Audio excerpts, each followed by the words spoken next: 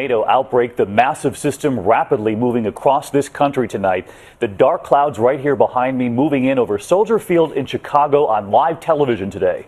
The game put on hold, fans heading for cover, and they were smart to. Just look at how dark it soon turned. At least 75 tornadoes reported across the region. This system already deadly. Just look at a twister caught on tape by a couple in their car southwest of Chicago. This thing was 4 separate ones, and now it's turned into one big one. Okay, this is as close as I ever want to get. Go, go, go, go, go, go. That Illinois couple racing to get out of the path of the twisters. In many cities and towns tonight, sweeping views of the destruction. This one from Washington, Illinois, everything gone. In one town, in fact, 50 mobile homes destroyed. The same storm system dumping rain and hail along with fierce winds, gusts reaching up to 75 miles an hour or more. Our extreme weather team on this all tonight, beginning with ABC's Alex Perez outside Soldier Field in Chicago. Okay, this is as close as I ever want to get. Within seconds, a quiet Sunday morning turned to mayhem as a vicious storm ripped through the Midwest. This video captured in Washington, Illinois. After the angry funnel cloud, disaster. All as panicked residents seek shelter in the middle of it all. We're getting hit with some hail, some debris. Response teams in Washington, Illinois, scrambling to create this triage center, preparing for an unknown number of injured storm victims, and launching emergency shelters for all those displaced by this storm. In Peoria, Illinois, at least 50 homes crushed like cardboard boxes. A local hospital reporting at least 37 injuries, all related to the storm. In Long Point, Illinois, many homeowners say the raging storm came in even faster than they ever imagined. We saw it coming through this way, like the angle towards our house. The whole shed's gone. We got the storm warnings on the TV and we was watching it. Then we heard a big noise. You can see what it's done here, just everything. In Chicago, the dark clouds swallowed the city's iconic skyline. At Soldier Field, the heavy downpour and violent winds caught 60,000 people in the stands as they waited for the Bears-Ravens game.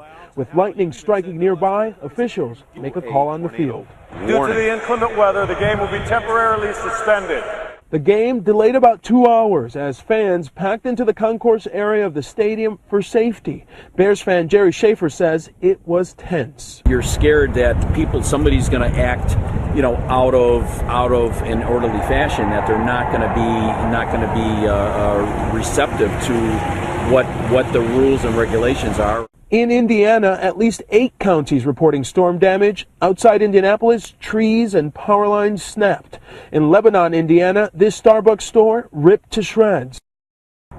And David, tonight there are reports of at least 75 tornadoes across 4 states, and there are reports of at least 3 deaths. Now here at Soldier Field, that Bears game was eventually able to restart, but across the area they are preparing for a long night as they begin the process of assessing the damage. David? ABC's Alex Perez leading us off tonight. Alex, thank you. I want to bring in meteorologist Ginger Z, who's been tracking this all day long. It's a good thing they held that game off for a while because this was high risk, which you say is not common. Right, and this is something that we were covering this morning on GMA. The Storm Prediction Center put out that high risk, and in November, that has only happened 4 times since 1980, before today. And let me show you what the setup was, David. We've got this low pressure system that slid across the Great Lakes. It has that cold front attached. It's really the strong jet stream that made this all very violent and dangerous. And here's what has happened thus far. And I say thus far because we are not done with this.